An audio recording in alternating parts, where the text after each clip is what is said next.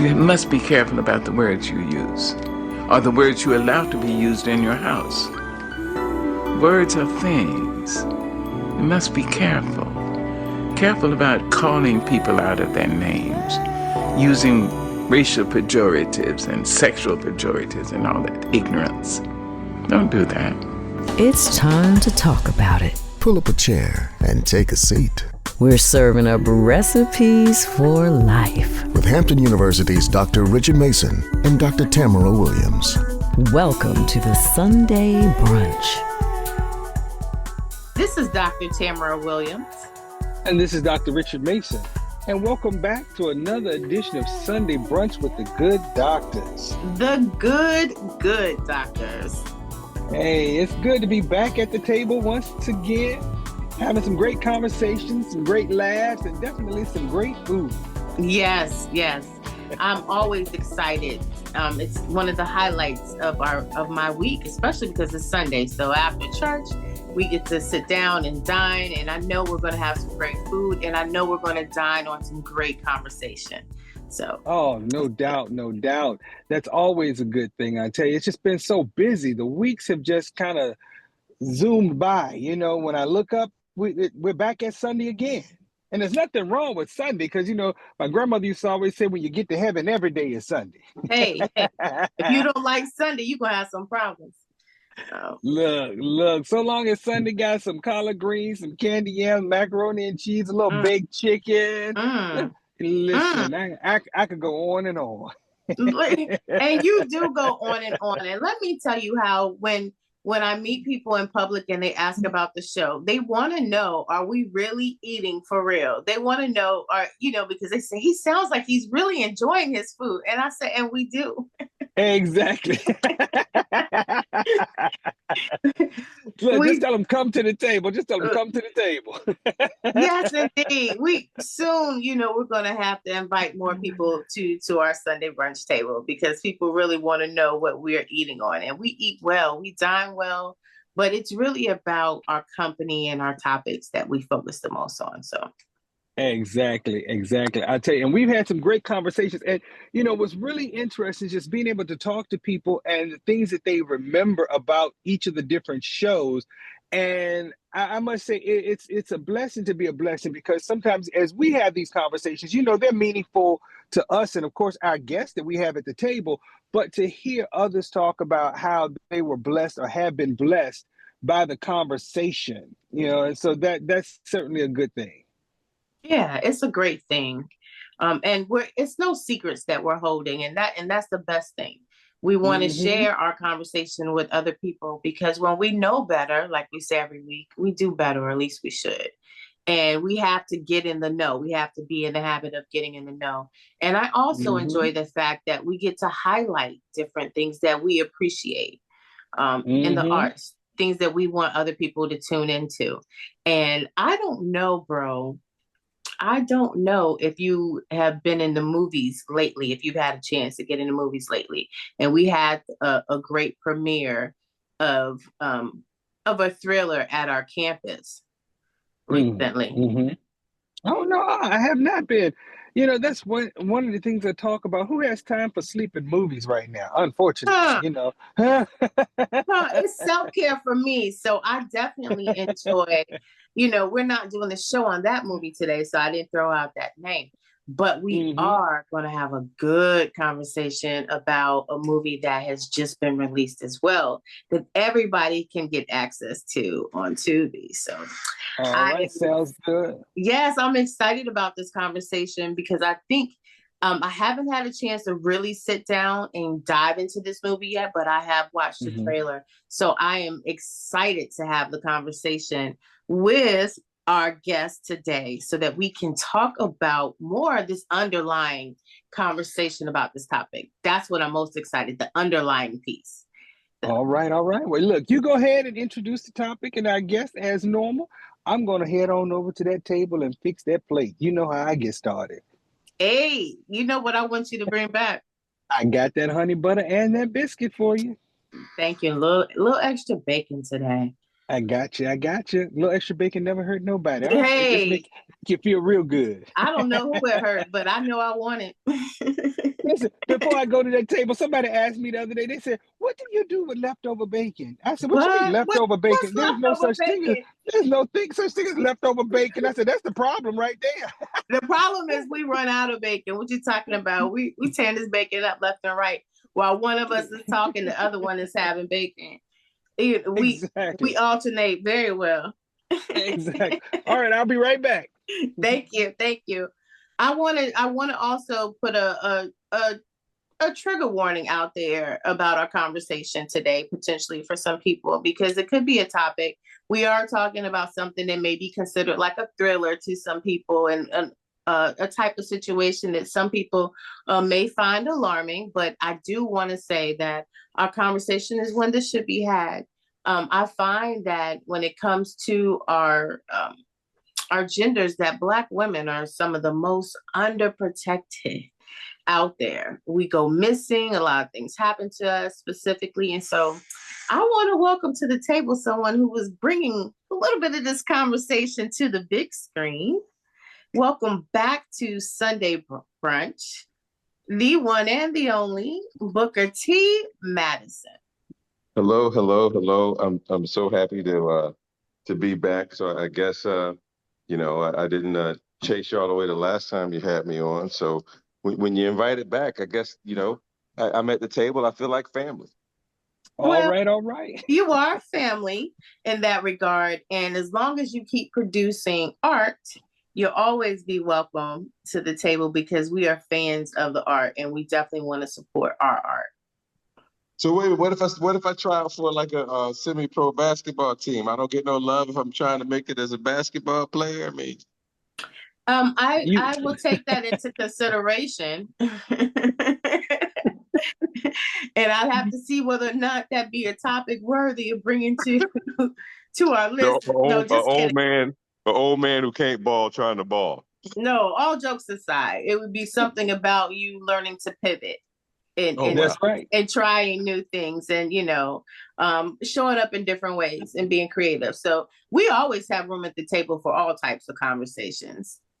Oh, most definitely. Look, leave it to the docs to take even my inane commentary and turn it into something that's positive and life giving.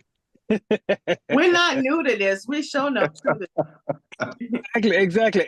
Every day you all just get this on Sundays at the table. But this is every day. Say something.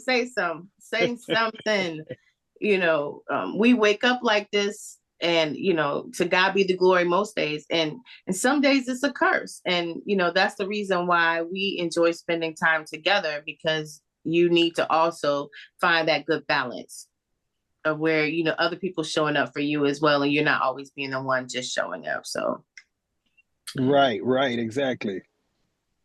We just, but in all seriousness, it's really about who you surround yourself with. Mm-hmm. Amen. Yes, the company you keep matters. Growing up, you never thought about it as a kid, but our parents never necessarily tried to pick our friends, but they certainly did some engineering in that case. You know what I mean? Or at least they should have. Oh yeah. Well, the word does say that bad company corrupts good character. Evil communication corrupts good morals. As the person thinketh in their heart, so are they. Indeed. That's what it says. That's what it says. But we did not bring you to the table to see who can recite the scripture.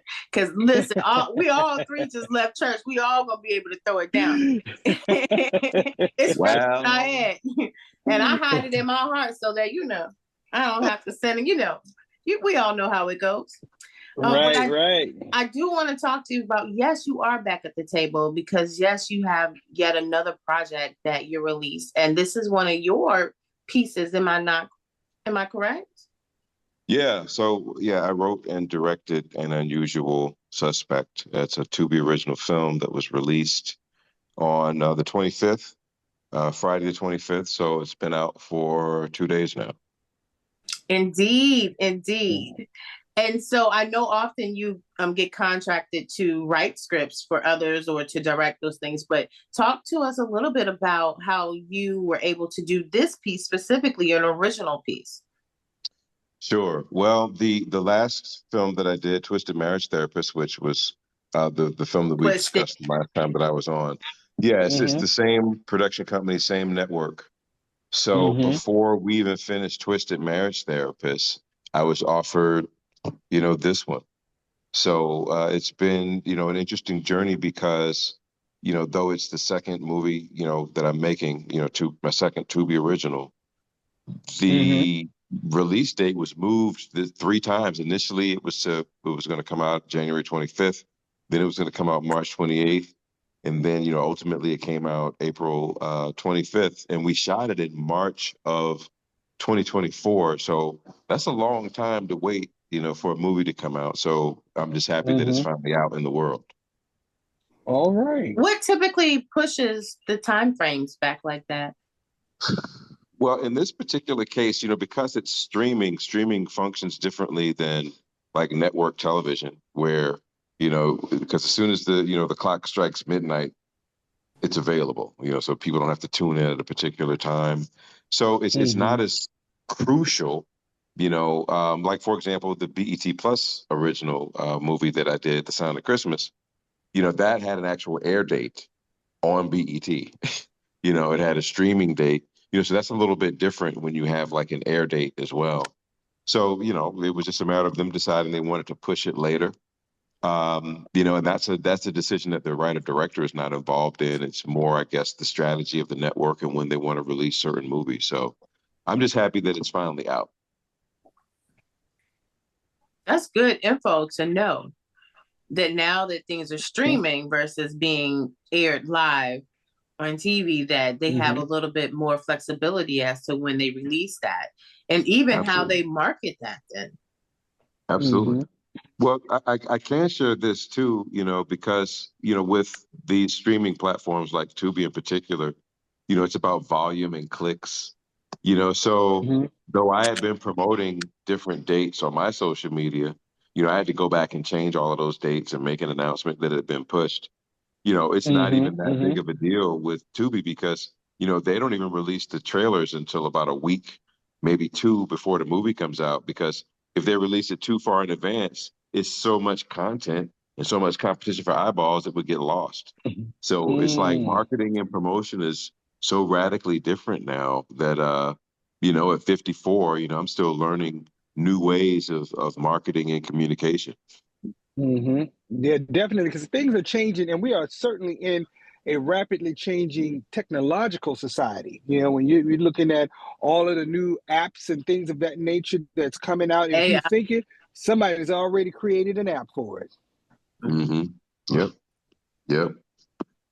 So it's really interesting to see. Now, I know at the university level, we all know that the conversations now center around how do we integrate AI into our curriculums and our courses of study, and the different majors. And I know in some aspects it's a good thing, but then in others it's not such a good thing, And so hearing, what you're dealing with now as it relates to the film and movie industry, it sounds like it's playing out in that area as well.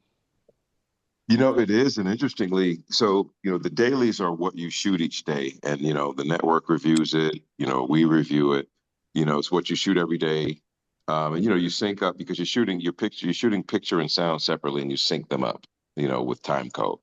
So for this film, Mm-hmm. An Unusual Suspect, I mean, you always have to make sure to slate, the clapper board, that action and they slap the clapper board. You always have to make sure that, Mm-hmm. that it's in focus. But for this film, the dailies were sunk up using AI. So Mm. the slate is clear on the scene number and the take and all that, and then that should be a job that a human would do. Mm-hmm. And this is a low budget movie. This is not some major Hollywood production. So, Mm-hmm. AI is one of my favorite mantras is technology is undefeated, so we must adapt. So, a Mm. lot of people in film and television are leery of it. Some others feel like it's blasphemous to utilize it because you're, participating in your own obsolescence. But for me, it's and even my daughter, who's a film and television major, I'm like, learn all that you can about the technology so that you can be innovative in how you deploy it and build a life for yourself.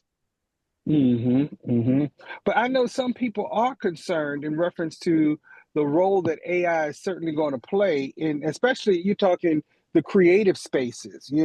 AI is now able to generate a script or something like that or whatever, not just the technological side that you're talking about in terms of pairing up the voice with the actual film itself, and so um, that's really interesting. It's scary in a way, because I guess whereas you may have probably like about 4 or 5 jobs on a set that can do certain things, you have AI that may be able to do 3 or 4 of those jobs on its own. Well, here's my view, and this is not certainly how AI is being deployed now in film and television production, but this is me projecting. I'm thinking 5 to 7 years out, maybe 10. If I'm being generous. That think about how back in our day when you were teenagers, if you wanted to have a band, you'd get a bass guitar player, lead guitar player, a drummer, a keyboardist, singers, background vocalists. And you'd have a band, everyone would play all the, and then we listen to the radio and we go see live shows. But now, because of the technology, the greatest producers in the world are individuals who are in a room with access to all of these synthesized instruments and samples and all these things. So in the same way that it used to require an entire, band to make music, but now you have producers, being an individual making songs. I think that's going to be the same thing with film and television production, because with artificial intelligence, eventually, and it's not there yet. Not the scripts that AI can spit out are not yet as good as what I can write yet, but that's yet. That's yet. Right. But it's like you won't need cinematographers and production designers and location scouts and hiring a camera crew whenever you can just give a prompt and say, okay, I'm on the east side of Atlanta, create a street scene, that's film noir, it's a contemporary piece. So boom. So I'm in the room just like that producer, coming up with everything that I need without the user. We're going to look back and say, wow, they should be like 100 people on a set, 50, 60 people on a set. Why did you need all those people? So that is what's coming. That's not what's here now, but that's where the technology is going. No one is going to spend millions of dollars to blow up an actual car whenever you can use generative AI to get a car explosion. Right. And it looks just as real as with you blowing up the car on the set. Right. And even with travel, I'm thinking, with some of the options now that you have with AI, you can travel per se to create a scene that you're traveling to a country based on, AI, the AI experience, and just put your actors right in front of that green screen. Well, so that's virtual production, which is happening now. Virtual production is where you have all these screens behind you and you can literally pick the location. And virtual production is actually separate and apart from generative AI because, and they're gonna blend together too, because it's like you're not gonna pay to generate, these virtual environments whenever you can have generative AI do the same things. So you're gonna see the blending of virtual production. So like my alma mater, NYU, they actually have a master's degree now in virtual production. My degree was in film and television production, not virtual production. But to your point, in virtual production, and I went to visit their new, virtual production stage, which George Lucas wrote a check and financed the whole thing, which is pretty cool. But you can literally, you're on this virtual production stage, and when you see all these screens behind you, it looks like you could be in the wilderness or wherever it is you want to be. And it looks real. And but even the church that I go to, Change Church here in suburban Atlanta, they have the same technology. And a lot of these mega churches have the same technology. You see it in the churches where they have these backdrops and it looks just like an actual scene. You see the choir up there and the preacher up there. It's the same technology, virtual production. So people are using that in churches too. Mm-hmm. Mm-hmm. Absolutely. But I guess what I'm hoping is that we will find a balance. Mm-hmm. And, because I like the genuineness of like that connection of when you're seeing people, that I think that sometimes that just virtual aspects don't really account for. That's like saying that online classes is just as great as being in person. Like I'm always going to be biased towards that genuine touch and feel. Yeah. Right. Look, them students, I them guess I'm a students ain't dinosaur biased. now. Them students ain't biased by the online. Like, I want to be online for everything. Right, right, exactly. And that's the same thing with therapy. That's the hard part in some situations, people who enjoy online therapy, but I feel like something's missing. I think you're missing that touch, being on screen versus being face to face and in person. I can read your body language, when I ask a question that kind of strikes a chord with someone, I can see the change. But when you're on the screen talking to me, I may not be able to see all of that. I may not Right. see your leg move or something like that. That's a slight twitch in your facial expression or something. Mm-hmm. So it really creates, to me, it doesn't give what I refer to as that authenticity in the moment, in my opinion. But and like I said, and I don't want it to sound like I'm just downing anyone who thinks that they can do online therapy and not benefit from it, because there are benefits for some. It's Mm-hmm. just not my option. I can use it and have used it, but I would prefer, of course, you to be sitting in my office on the couch talking to me. There's a parallel to what you're sharing to what I share in my directing class. So, Mm-hmm. some of the students, so the students are required to use backstage.com, and they have to audition actors. They can't cast their classmates, their homies, their significant others. But Mm-hmm. some of the students, they want to, because they're timid about asking people to come in and audition. So they want to do these auditions on Zoom. And when I tell them, Mm-hmm. I'm like, I don't ban it, because again, the technology is available. And sometimes there are instances where, hey, we can't schedule any other time but on Zoom. But when I tell them I don't Mm-hmm. liken it to dating, it's like, because I liken, the casting process to a marriage. And it's like there are things you're not going to learn on a video date, that you could Uh-huh. only learn on a date in person. And it's exactly what you're saying. It's like, when an actor comes into audition in person, it's a very different experience than them auditioning on Zoom. Even as I acknowledge and recognize that probably 85% of auditions in the industry now are self tapes, where the actor is there doing, talking to a camera, not talking to, and then they send in the self tape. That's probably 85% of auditions are done that way, Mm-hmm. because look, ultimately, what is it we're talking about? We're talking about cost. We're talking about And profit. time. Time is It's, yeah, money. right. It's far cheaper to do it that way than to be scheduling all these human actors to be coming in and doing a cattle call and all these people renting a space for them to come. It's just And Mm-hmm. far plus, you cheaper to can have them do review a it self at tape. different hours. And so you're That's able right. to, do it at a different time frame. You have a little bit more control of when you're reviewing it. So, yeah, it's definite benefits. But I guess the fear is like, pretty soon we're all going to be like Blockbuster. We are. Yeah. That's the pattern we're going, because we're so connected as far as people on their phones. You see people in the coffee shop, at work, at the ball game. Everyone's on their phone, so, and then now we have AI that's, Mm-hmm. they're replacing jobs, and it's like, you get us strung out, technology gets us strung out, and then technology undermines us, Mm-hmm. Mm-hmm. as a third act to reveal. Right. Right. Then it stops working. And we're like, say what? Right. Right. Basically. Or you need charging. Basically. Right. Mm-hmm. But Mm-hmm. listen, Booker, back to what we brought you here for specifically with this new work. Do tell us, this is a little darker than some of the other things that you've written potentially. It's dark.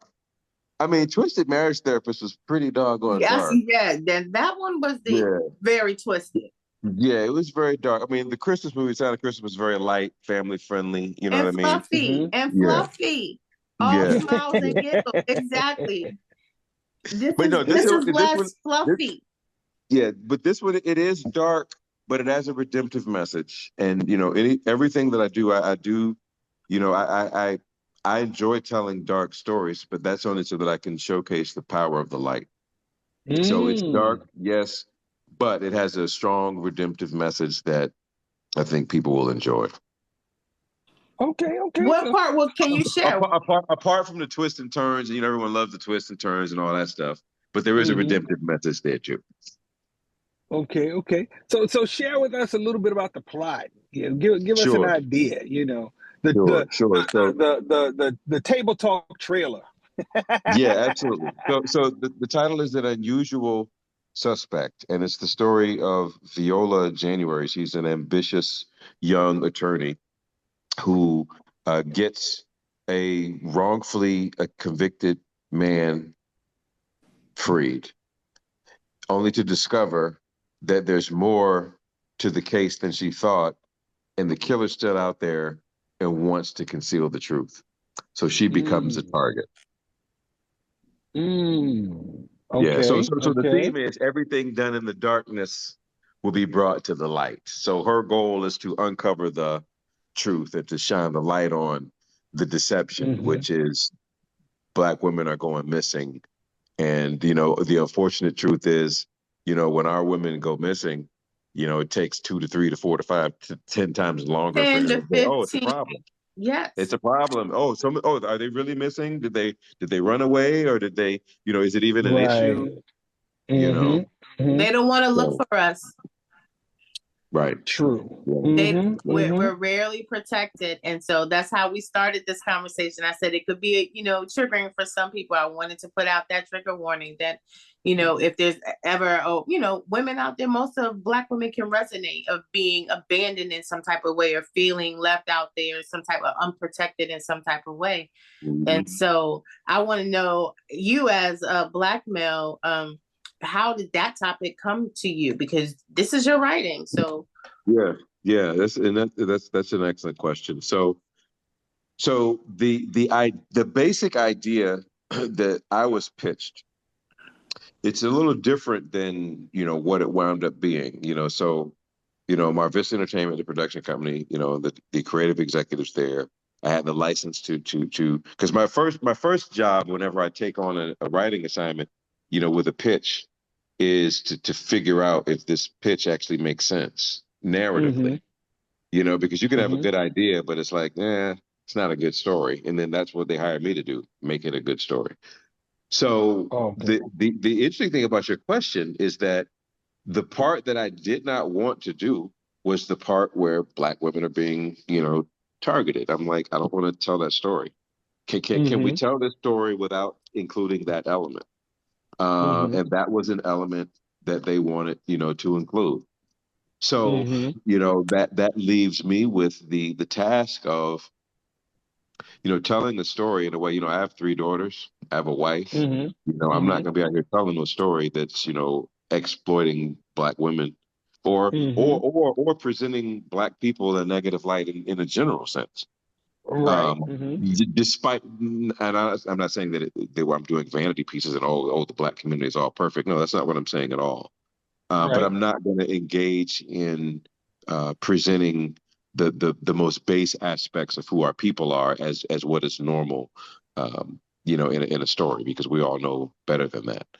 So Mm-hmm. that was an element that they wanted to include. So now I was tasked with, okay, how do I include this element in a story that's pleasing to me, both morally and artistically, but also is pleasing to the network, because they're hiring me to write and direct this. It's not like this is my passion project, you know. Mm-hmm. Mm-hmm. So that was indeed a challenge, and I am proud, and I'm looking forward to hearing what you both think about it. But hearing what I'm saying here, I think when you see the movie and how that's addressed, I Mm-hmm. think it'll be clear that this is a person who values our women. He values our community, even as he tells a story that's dealing with some pretty dark and difficult subject matter that's a reality in our community, unfortunately. Mm-hmm. Mm-hmm. Yeah, it's definitely gonna be a wake up call. And anytime you can shine a light on, some type of situation like this, it's a good thing. And even though we see it as a movie of some sort, the reality is we know that real life at times may be played out in a movie production. Mm-hmm. Yeah. And that's a great point because, we make an emotional investment in these characters, and it's rooted in our experience as human beings because we're living vicariously through these characters and experiencing what they were experiencing in the movie. And it's such a powerful connection that if something isn't plausible, if it doesn't align with what makes sense in our real world, we immediately pop out of the story and reject it. So yes, it's fiction, but that fiction has to be plausible. Otherwise, we can't even make an emotional investment in it and follow along the story.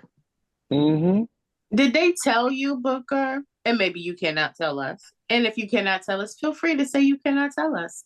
But if you can, do tell. Okay, did they tell did they tell you why they wanted to make sure that you included Black women being targeted as a part of this project? Because we're so often overlooked. You yourself being surrounded by women was like, maybe not, but. Well, no, because it was an idea that they had that they presented to me. Hey, here's an idea. Do you want to do it? Take it or leave it. So it was up to me to say yes or no. If I'd have said no, they would have. So no, they don't. Oh, well, this has to be a part of it. It was a part of an idea, which is an entire story, that I was presented. So no, it wasn't like, hey, well, why do you want to include that part? Even though I specifically said, can we tell the story without that part? And let me say this on with the movie, having just come out 2 days ago, and me being very proud of the film. I'm actually glad that is a part of the story because it reminds me of I did a short film that dealt with sexual violence in prison. It was a challenging film to watch, but the fact very that say it again. Oh yeah, but the fact that I addressed it in a film was something that's cathartic for so many people. So I was uncomfortable playing in that sandbox. But I thank God that it was me playing in the sandbox. Why? Because of my reverence for Black women, because of my reverence for the Black community, and making sure that I present a complete community, not these specific parts that tend to be negative as we often see in media. And that's the plus when you get that real sense of a character and it's relatable, because you think about it, it's not too many things that are new under the sun, as they say. But when you look at these things, and those movies sometimes can be used as therapeutic, where someone may say, you know what, I've been here before, or I've had this experience, or now that this situation has triggered me and has triggered my emotions, what can I do? I may need to go get some help for this, because I know sometimes there are different movies that I share with clients to take a look at, that'll help them begin to realize, hey, I'm not alone in this. This storyline kind of mirrors my life. I remember watching a movie years ago, and it was just dealing with a blended family situation where dad had divorced mom, and mom didn't like the new younger wife. And I think the mother didn't realize how much she was, I guess, displaying her emotional side of things onto the kids. And it hit her one day that the little boy basically looked at his mom and said, well, Mom, if you want me to hate her, I will. And that was an eye-opening piece for the mother to realize, wait a minute, this isn't right. I don't want to do that to my kids. That's a powerful scene. I haven't seen that movie, but that's powerful what you just described. Yes, wow. It is. And it's a movie with Susan Sarandon on there. And I forget the name of the movie, but Susan Sarandon is the mother. And her husband divorces her for a younger woman, and the daughter and the younger woman connects, and the daughter is really, they're probably the same age. kind of no, the younger wife is definitely a little older, but the daughter and the younger wife, they connect because of course she can relate to the little girl a little bit more. And I think it was centering around like boys and dating. I can't remember what the situation, and it might even been like an outfit for not a prom, but the ring dance or something like that or whatever. But the young girl was excited about that connection that she made, and she was basically saying, Mom, I can do this, so and so was telling me, I can do that, and this was a great idea. And Susan Sarandon's character was a little disappointed. She was hurt, and you could clearly see it because she was almost like, well, you like her better than me, and so on and so forth, or whatever. Is this what we're doing now, or whatever? And so the little girl just kind of storms off, and I think she's probably the teenager, but the younger kid was more so in you can tell he's probably an elementary school kid, versus a high schooler like the daughter was. But he, after the daughter and the mom, kind of walked away angrily, he looked at the mom and said, "Mom, I will hate her if you want me to." And I think that was kind of the breaking point for Susan Sarandon's character. Like, you know what? No, let me connect and really try to make this blended family thing work. And I used that film several years ago quite often to share with blended families. This is, Wow. the reality of how adults drag children into adult things that they should not be a part of. Wow. Yeah, so She was definitely as hurt. we look at, she really was. And so definitely as we look And she at was feeling film, replaced. So you would have to work real hard. That one video would not do it for me. but it's a starting point, and It that's would the have thing. to be. Yeah, and having an opportunity to have those conversations, because sometimes when people are dealing with their own stuff, whether it's a traumatizing situation, they may not be willing to bring it up. But guess what? They can talk about it in terms of someone else. Like with that situation, the mindset is I've talked about, talk about Susan Sarandon. What could she have done differently? You know what I mean? And so instead of talking about themselves, they're able to talk about the character in that regard. And then you're able to make, clinically make that affective bridge from Susan Sarandon's character to your own self and your own life. How does that mirror what you're going through? So you're able to work those things out like that. But it's a clear example of how the film industry certainly can be utilized in everyday life. Yeah, because some people need time out. Like, it's hard for other people to imagine that someone would not go along with this or could not see the bigger picture of that. But some people are unable to see the bigger picture when they're going through their trauma, and people are kind of steamrolling. So I'm sure there's half of the community can identify on both sides. It doesn't mean that you don't have to find a way to push forward for the children's sake, but there's also some things that would need to be adjusted on both ends, some compromises that would need to happen on both sides to protect the people on both sides. And that's just a terrible situation. You're right. Film does often show our best sides, and sometimes it can show and depict our worst sides as well. In situations that, that's a challenging situation. It can make quite a few people act juvenile. Right. It could. Yeah. It's like, oh, so you like kids. This is what we doing. All right. Exactly. But let me ask you about the film. What some of the actors and actresses in the film, what were some of their challenges with, the plot, the theme, and everything, especially when you're looking at the subject matter?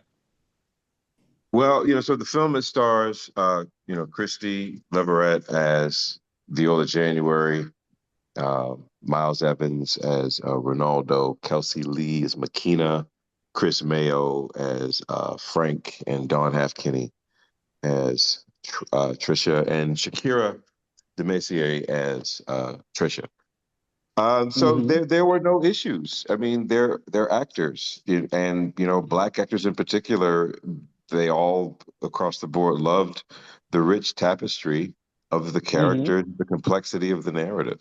One I guess a gift that I have, because I do like trafficking in dark subject matter, is despite, being dark, there's still going to be a redemptive message. That there's still Mm-hmm. going to be, not characters devoid of a truthful inner life that we can't emotionally invest in or identify with, but, complex Mm-hmm. characters. And even, my thing is even, quote, I don't use the term good guy, bad guy, good woman, bad good woman, Mm-hmm. because as a writer, what I tell my screenwriting students is you are the god of this world.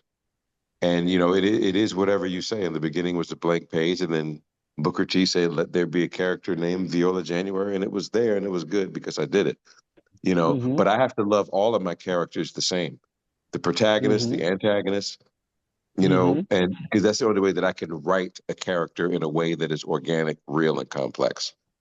Mm-hmm. So no, there were no issues with, now if it would have been a script that wasn't, that was poorly realized or that was dealing in tropes and stereotypes, obviously that would have been an issue. But it's a strong story. Um, it's well written, and the performances are even better than the writing. So, I'm excited that everyone can now finally get a chance to see it. Mm-hmm.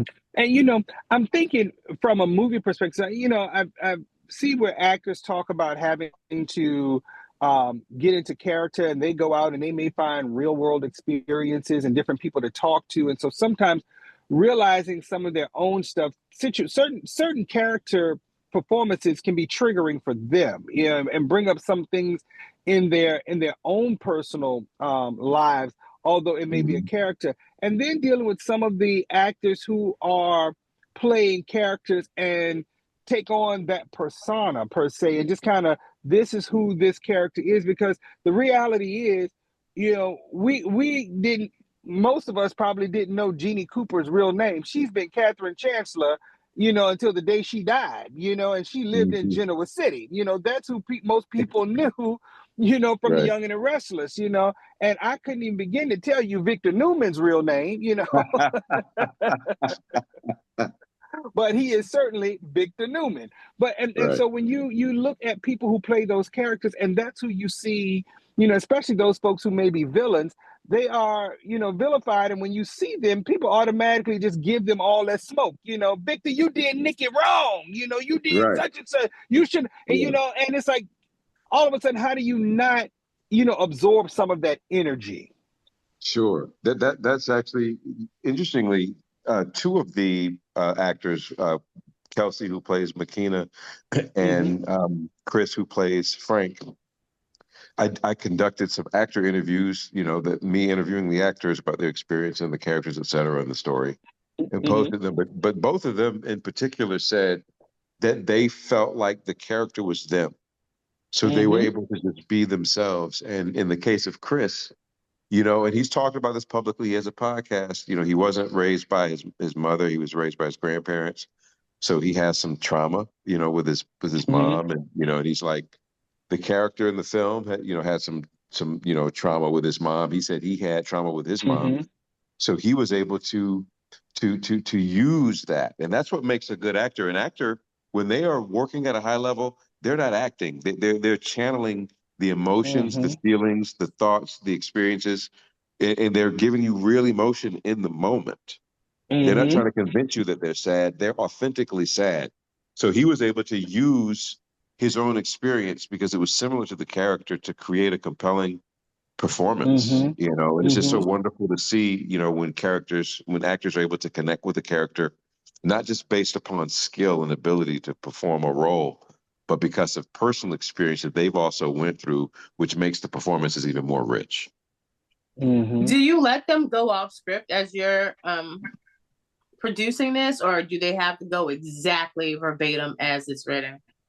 Here's the way that I do it, because, when I write every word, literally every word I choose for a reason. Mm-hmm. So Mm-hmm. the way that I deal with it on set, when I'm directing, if they want to try different things, what I tell them is, great, let's get what's on the page first, and then I'll give you a take. So we're gonna get what's on the page, and and the actors, they don't have a problem with that, because once we get it the way it's written, I'm like, all right, you can do whatever you want, and they like to Mm-hmm. work that way because, yes, I'm restrictive on the one hand, but I'm also collaborative and, and encouraging them to try new things on the other. Do you ever swap it? Has it ever been such that they did something and added like a word or some type Oh yeah, of every head movie. nod or Every movie. And see, that's also the other part too. It's like now you have two choices rather than a muddled choice. You have two. You have one that was, written and approved by the network and that, started working on this, 6 months ago. But then you also have the actor who's bringing their own experience and creativity to it. So now they get an opportunity to do it too. And here's the other part. There's this degree of freedom that the actor experiences after we've nailed what's on the page. Now, what I tell them, all right, do whatever you want. Those words, do whatever you want. Oh man, actors love to hear that. And then they're free to just be. And then you often get stuff that's very rich. And yeah, every movie I use things that are not on the page. I asked you because you were saying as they become this character and they start to naturally emote these things, some of these things are then becomes unscripted, like it's a way of you responding to something that's in the moment sometimes per se, or what you feel you would naturally gravitate towards wanting to do or feeling compelled to do. Absolutely. Absolutely. And the good thing is that because I'm so collaborative, for example, there was a so I don't do the N word in my work. That's just a choice that I make. So there were a couple of instances where just exactly what you're talking about. They one of the characters. It was just one of the characters. He came out with it, and again, that was what he was naturally feeling. But we went for another take because just for me as an artist, that's just not a word. That it's not in the script. It's not, So he was cool with it. He wasn't in the moment. He wasn't cool with it. But what happens is, as the director, I'm not just focusing on one character and what one character says. It's the complete world and all of the characters and the complete presentation of it. So ultimately, again, he agreed and understood and respected what I was trying to do. I have a very specific and particular vision. So no issues. Hey, I look forward to working with him again, and I'm sure he probably feels the same way about me. And that's just a hard boundary. Oh yeah, right for you. So I'm sure and look, for people who want to put the N word in their stuff, hey, have at it. That's on them. But that's a hard boundary. Just something that I'm like, I can tell this story without going there.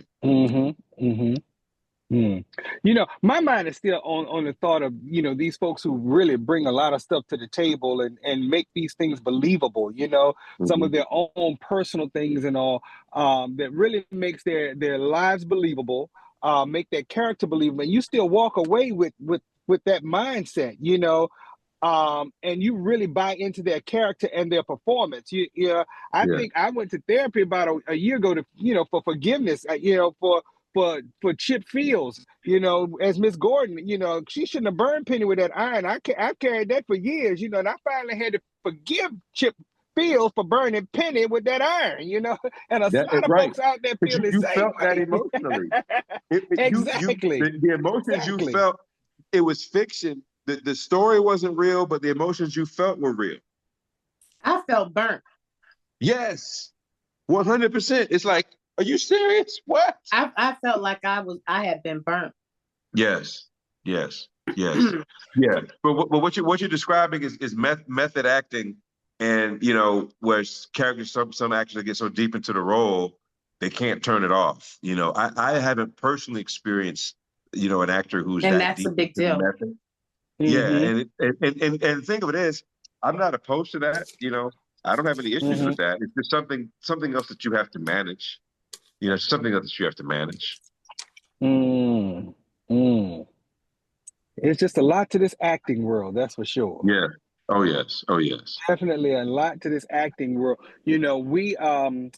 We actually held a conversation with the audience after the last play by the Hampton Repertoire Theater, Soldiers Play. And one of the things we talked about was the racism and stuff like that or whatever. And those actors really got into character, and one of the white actors, he talked about how, it made him feel he felt bad, and he, was like, having to say the N word because that's not who he is, and all. Mhm. But having the actors and all have a conversation with him. One of the lead actors told him, say, hey, we know this is not you. This is a character that you're playing, and so someone giving permission to be a character, but he had to give himself permission. That's what he talked about as well. He said it was good, and he felt supported by the other actors, but he also Mm. had to really find it in himself because that was totally out of character for him, and that wasn't him. But Mm. So no, he sounded like he worked through that issue the way he was throwing up around the stage. He sounded like if that was a hang up, it seemed like whatever strategy they asked him to implement to get through said hang up. Let me tell you, he was not hung up long. And he was not hung up. And I saw that show every day. It aired. I was there in the audience, and that man said it like he meant it, like he Well, wrote it but that's the himself. balance. That's the balance. You have to channel the emotions required for that Mhm. particular character in the moment. And I have a parallel. Like, so in screenwriting class, we just had our last class on Wednesday yesterday. When today's Thursday, right? Yeah, Wednesday yesterday. So they had Today's to. Sunday, Booker. Oh, I'm sorry. I've got my days all crossed up. got my days all crossed up. So in class, the last class we had last week, so we read the students' work, their screenplays, and then they cast, different people in the class to read the parts. So one of the parts Mhm. that I was cast in, it was this the antagonist of this, he was a Mexican drug lord, and he's saying these horrible things, to the main character, curse words and derogatory things. And it was so funny because the students, I'm Professor Madison, and for Yeah, me to how read, dare you? these lines, they thought it was hilarious because to hear these things come out of my mouth. But again, we're there. It's a screenwriting class, that's what we do. We read, So, but they thought it was hilarious. Mhm. They're like, "Oh, look at Professor Madison! I can't believe he said that stuff," But it's not That really would push Professor me Madison. right over the edge. That would push me right over the edge.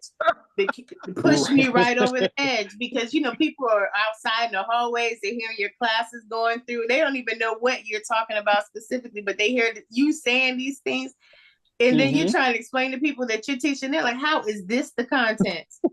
Right. Look, that's the Exactly. beauty. That's the beauty of the creative arts. We Ooh, go there. We go there routinely. ooh, Mm, my heart can't mm. take it. My heart can't take it. Look, It's not for the faint of heart. My heart could not take it. right. So show me the syllabus. I want to see the syllabus, the curriculum.